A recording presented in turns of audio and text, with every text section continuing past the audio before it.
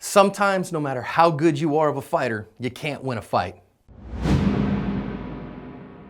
Hi everyone, this is John with today's active self-protection lesson out of Australia. Here we're going to see a young person jump for his shoes that is going to teach us some important lessons about transitional spaces, about the critical nature of awareness, and about the danger that a mob presents. Make sure to read the news story on this one. You can see these kids are walking into a local fast food restaurant and all these guys see him, and for his shoes, the kid in the white is whose shoes that they want, and for his shoes, they're just gonna drag him back into the parking lot, and you can see a whole bunch of these kids in a mob are just gonna beat the tar out of him, steal his shoes and his cell phone. And when he finally gets up, they've got his shoes like they want. Dude grabs his cell phone, I think right there, grabbed his cell phone from him.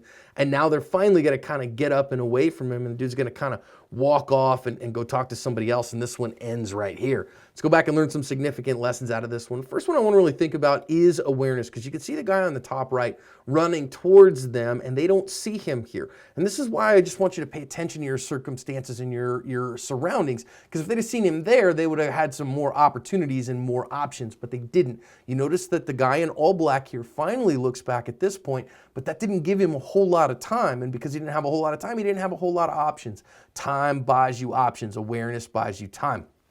Now they finally, they grab a hold of this kid and they grab him and they put him on the ground here. And if you're fighting from the get-go against two attackers at this point, from your knees and from the ground, you are at a significant disadvantage. Further disadvantage that this kid had is that he had a backpack on and they grabbed a hold of that backpack. Recognize that if you are wearing a backpack, it can be used as leverage against you.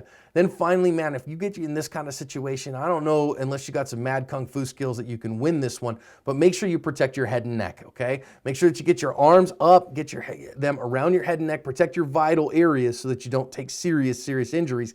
And right here, as you can see, this young man is kind of standing there. I'd recommend don't stand there with the guy. Get out of the danger zone as fast as you can. The key to avoiding something like this is awareness of your circumstances and surroundings, because that awareness buys you time. Time buys you options. If you can't, boy, try to stay out from the middle of the mob. And if you can't, protect your head and neck to cover your asp.